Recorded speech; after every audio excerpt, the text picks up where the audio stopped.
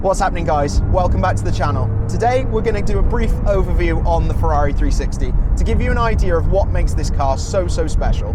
Well, the car first of all was unveiled in 1999 at Geneva Motor Show.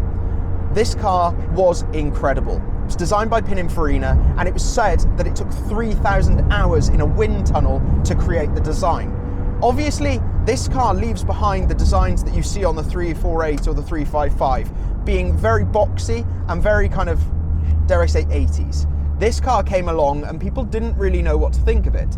It was effectively a very smooth-bodied, very aerodynamic and different Ferrari. It came from the same auto houses as Pininfarina, but it was just such a different car. The interesting thing about this car is obviously the period that it was created in. This was when technology started to get to its paramount. I think this is the sweet spot of cars, where it was analog, but it was also fun and entertaining. Without all the noise restrictions, without all the OPF filters, this car screams. And, well, if you shove a Golf tee in the exhaust, it really screams. So I guess it kind of opens up where this car sits in the market. Well, naturally, this car is actually around between £30,000 and £70,000 in the UK market.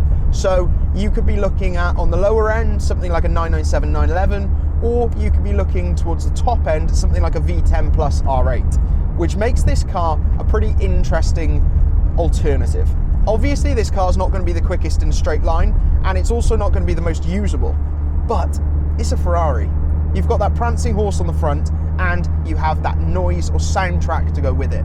So, okay, you won't be leaving them on the red lights, being that you only have 400 horsepower, but it'll sound good doing it. And I think there's something about this badge.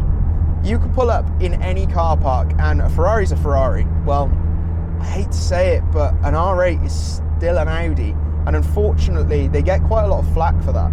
Although, I would like an R8. So, I guess that opens up the questions, where you see this car fitting in the market.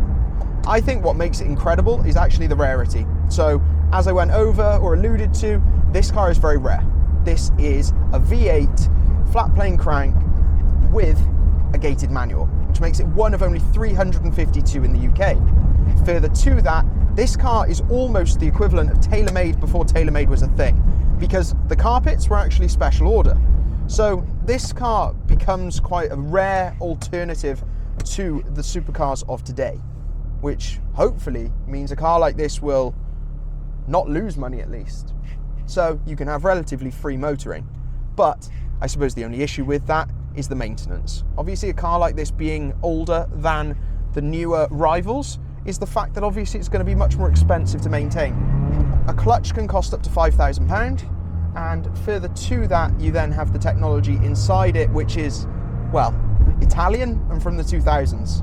So yeah, expect some electrical gremlins.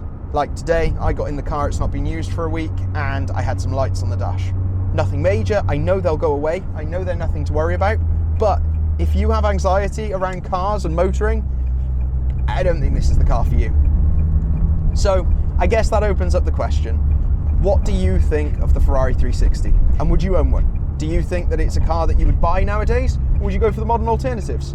Because there's a lot of options in the market today, but I don't think anything quite sounds like this, or has the brand and heritage that this comes with. So, thanks for watching, and I'll see you all on the next time. Bye-bye!